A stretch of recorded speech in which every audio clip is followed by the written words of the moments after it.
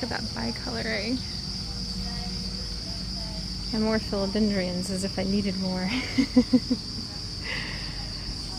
Oh, plants. String of pearls. I've always wanted a string of pearls. Look at this guy. I've never seen a string that looks like this. That's so cool. Oh, which one to pick? He looks so happy. Look at the tiny, tiny flower. I love these ones. These are shingle vines with tiny little mushrooms in it. This one looks really happy. I've been thinking about getting one of these guys for a long time and just having him like grow up against a plank on my wall somehow. Oh, he's so cute. This is a really happy one too. Look at the size of this fern. Oh, it's beautiful. I wish I had a place for it. I would love to give this guy a home.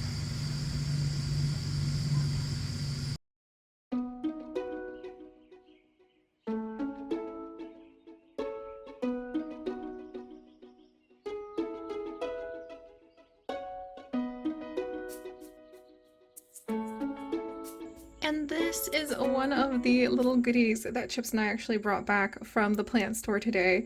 I'm so in love with it. I have always wanted a string of pearls, and last time I went, I just wasn't sure if the ones they had looked that happy. But look at how plump and content these little pearls look. They just are doing fantastic. And I talked at length with the woman who actually was taking care of them. She's been very proud of them, though even more proud of her string of turtles collection, which I had to admit looked stunning. I almost got another string of turtles plant, but I just could not pass up a chance to own some of these guys.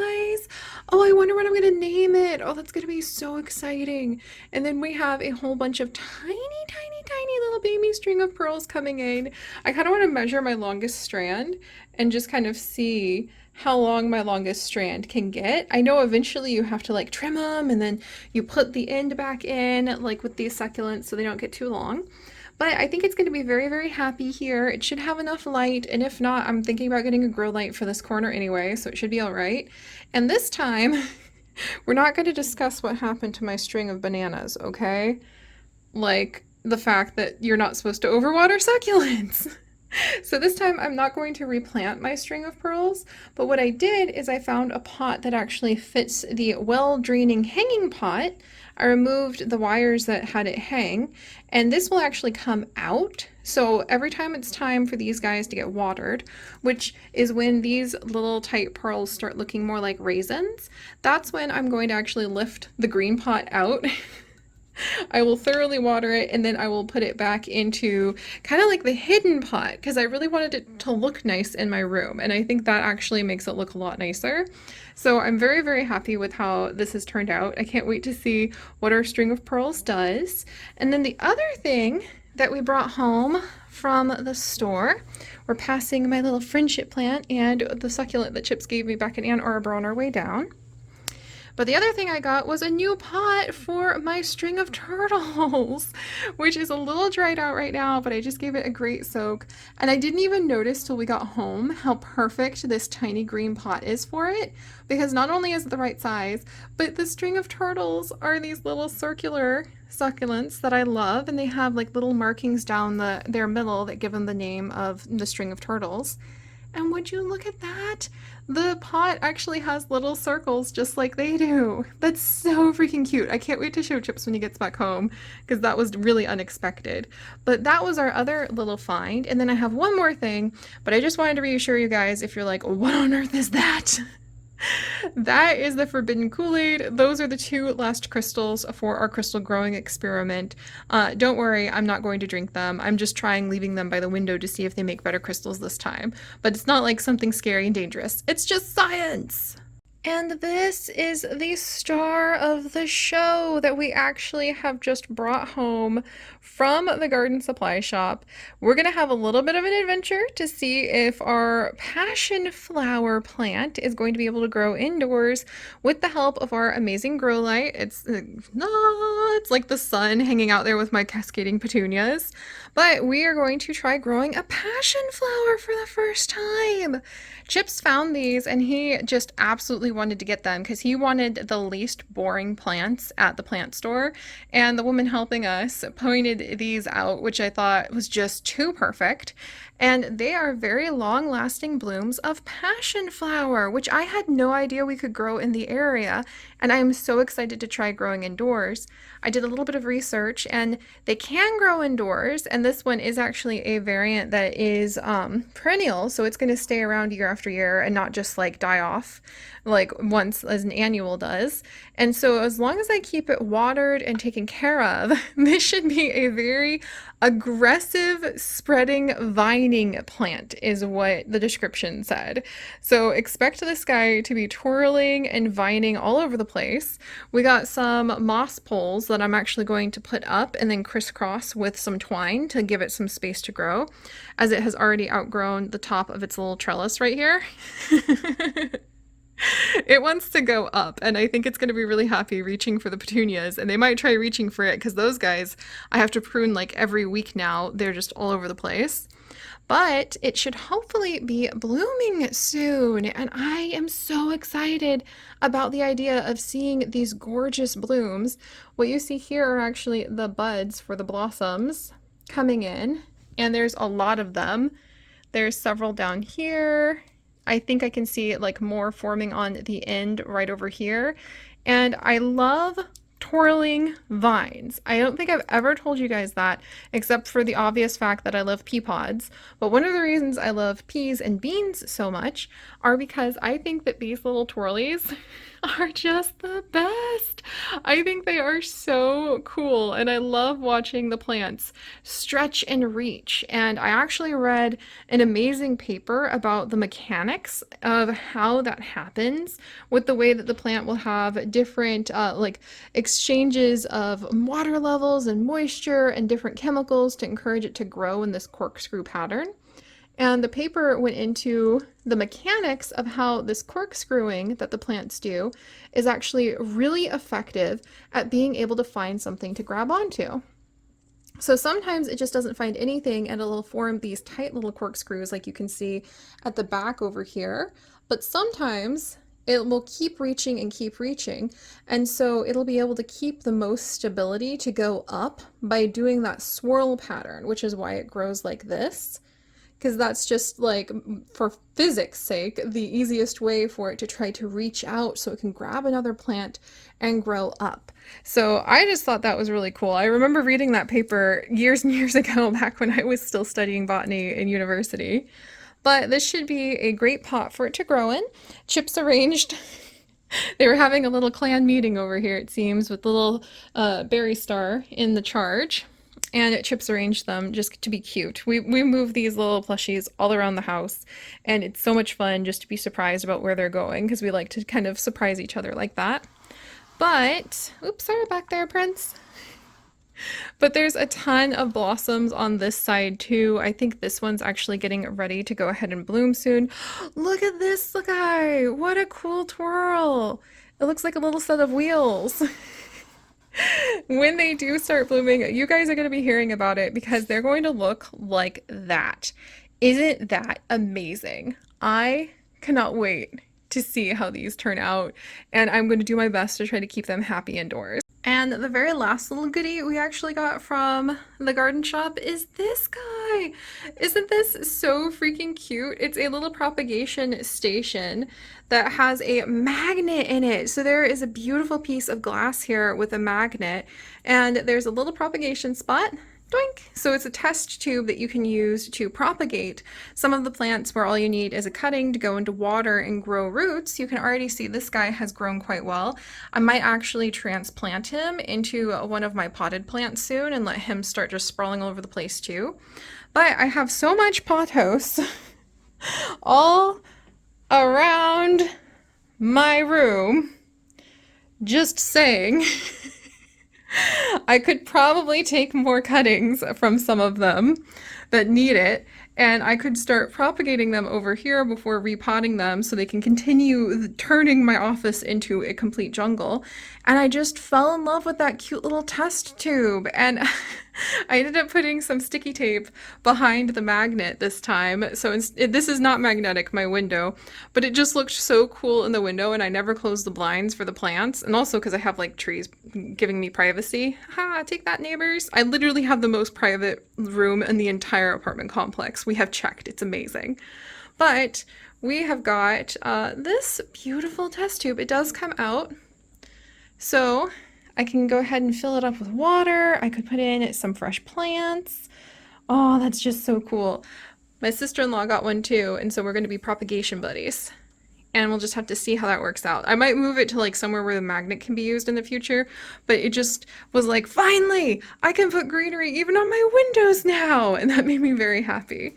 And then one other thing of the last bit of garden news for the office, actually there's something else I have to show you in a second too, is that Kina has grown and she has a new leaf. I actually just gave her a moss pole, finally, this week, and she's doing so much better having a moss pole. You guys may remember Kina. I got her all the way back in October when we drove out to see my family, and she was very small. She was like as tall as that first chunk of the moss pole there, and she's just continued to grow and grow. And what I didn't realize about Monstera is they basically only grow in one direction. That direction is up. She's very happy and she's been thriving by the window. So by giving her the moss pole, I'm hoping I can direct the growth so it's not going to like just fall over to one side. And I'll be able to keep it pretty content. And I'm rotating it constantly so that way Kina will be able to have her leaves kind of grow somewhat evenly, because for a while they were all growing to one side. But she's doing well, and she's actually got sumo orange seedlings that she has been growing for ages. So yeah, I'm growing citrus plants in there too. Plants on plants on plants. And then finally, one of the most exciting bits of gardening news for my office, at least, and that is that we have some hybrids. This is so cool. Seriously, you guys, this is one of like the coolest things that has ever happened in my office, because for months now, we have had these two armies battling it out, dueling it to the death.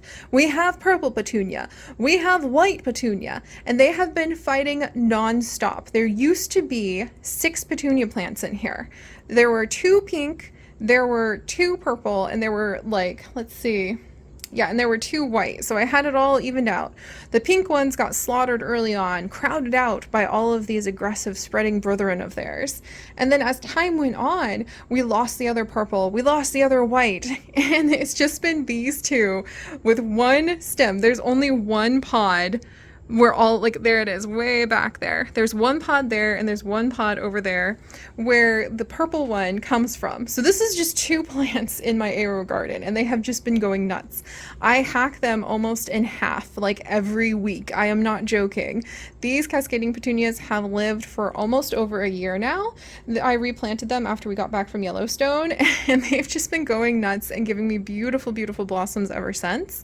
But I think an official peace treaty has finally been signed, because look at that. Hybrids. I've never seen something like that. I don't know if it's just a mutation only on purple's side. I followed the branch back and it goes all the way to the purple stem. I don't know if maybe it actually created a hybrid between white and purple. So this could just be an independent mutation from the purple plant. But I like to imagine, for the sake of the drama that are the plants here in my office, that this is the peace flag and the peace treaty signed between our 2 warring factions. So this is so much fun. I thought maybe it would just be one fluke blossom, but this is the original blossom. I'm going to press it so I can keep it forever. And as you can see, we now have 2 more, and there's a 3rd one growing on this particular petunia stem that does have the same markings as the other guys did, where I could see a little bit of white and then the purple, and then there's more new ones growing over here. So I'm going to see how long this mutation continues growing, and then what's going to be interesting is back here there's some new growth right here and right here. So those are going to be some new blossoms. But if I look, those are going to be plain purple. So there's been something on the same stem here that made it so that everybody, basically from this point on, has become this hybrid, and everybody behind it is still purple. So it's one of the most exciting things that's ever happened to me. And I mean, come on, look at that. Look at that. I don't know how you could think that this was not just the best thing ever. That was really fun. I had such a wonderful time on our walk. It was just raining just a little bit, just enough in the beech, chestnut, and pine forest, along with some hemlock trees of the area that we were walking, and it was so beautiful. There are mushrooms starting to pop up everywhere, which makes me so excited as summer is getting ready to transition into autumn. And it is always a delight to go to the plant shop, to say the least. And I always get more than I thought I was going to.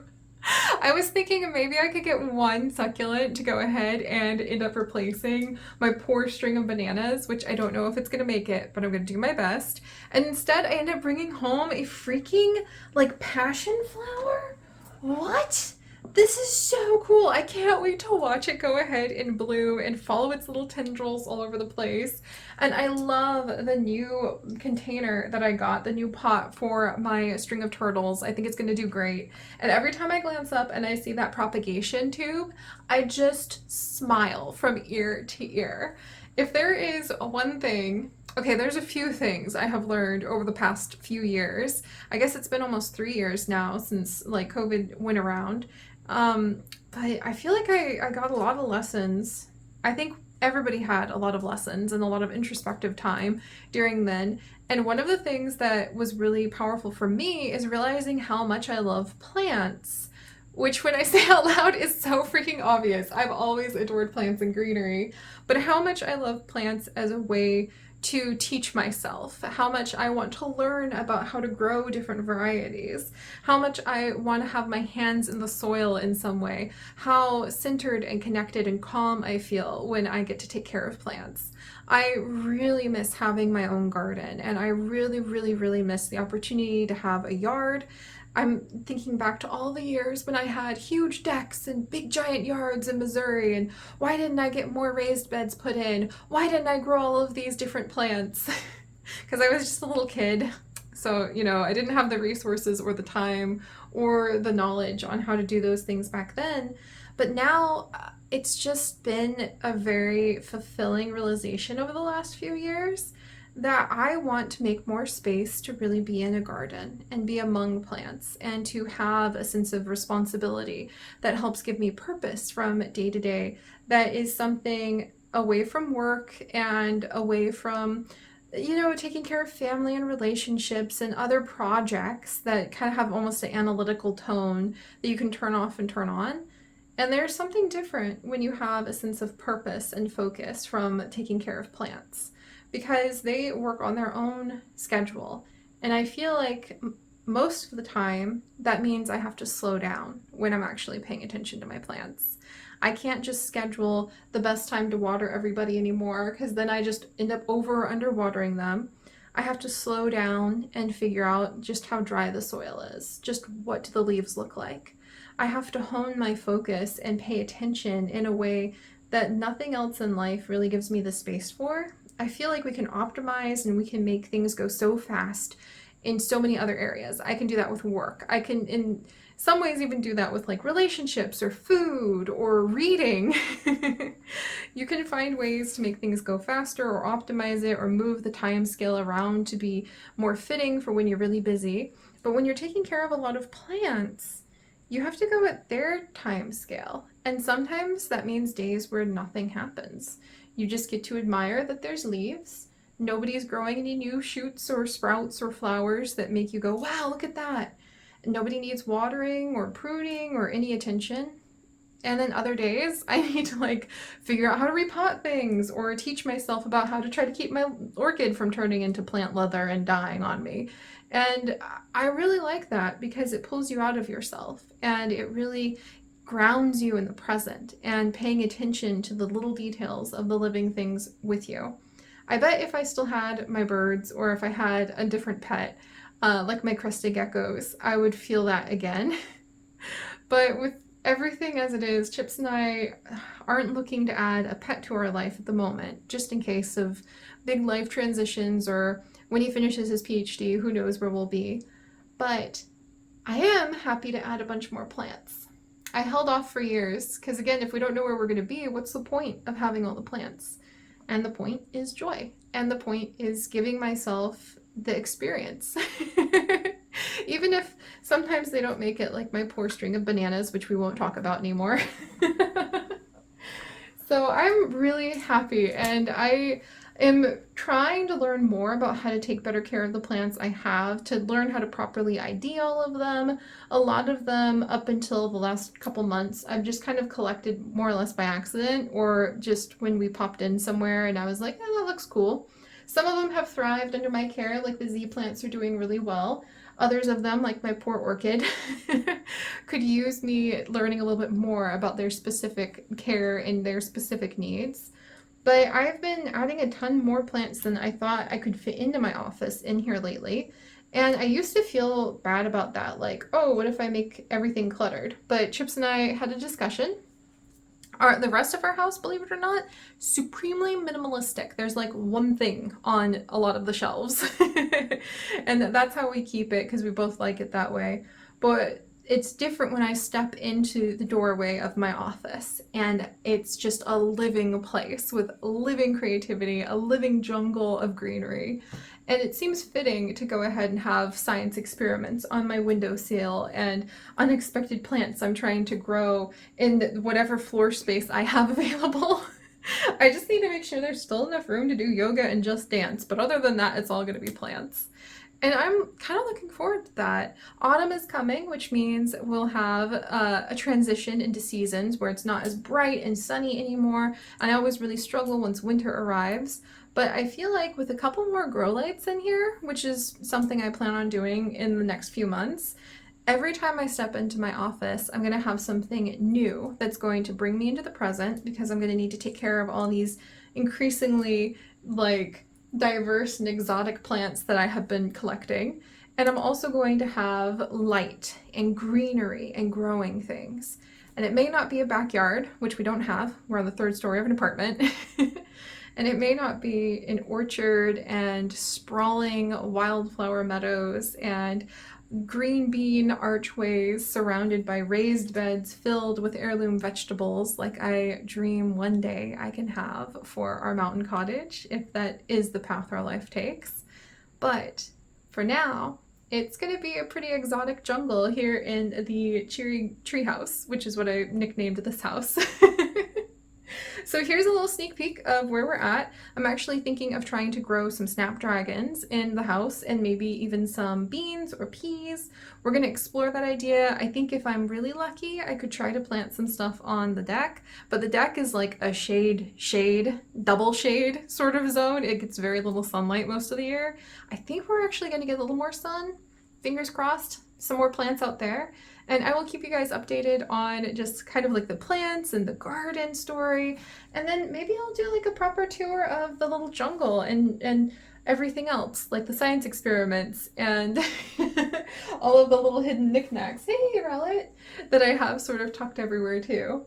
Oh, and then speaking of plants, before I go, I just wanted to show you guys while I was organizing everything, there was a knock at the door. And we got the postcards for this month! How fitting! While I was going ahead and recording a vlog of all of the garden stuff, we ended up with a new Strabby and Bug Snacks themed garden postcard for the month. So these are going to be our Patreon postcards. Wait till you see the stickers. The stickers should be delivered in the next couple days. They are some of the coolest stickers Alari has ever made. I cannot wait to get my hands on them. But this is our little jungle. Yeah, I'll do a little plant jungle update sometime soon. I'll give you guys the tour, and I'll just continue to give myself more room to experiment and explore and go ahead and even if I can't have that sprawling mountain cottage meadows sort of dream yet, I think it's really important that we find even little ways where we can give ourselves the experiences that we dream of. So, thank you guys so much for joining me. Stay curious, everyone. Bye, guys.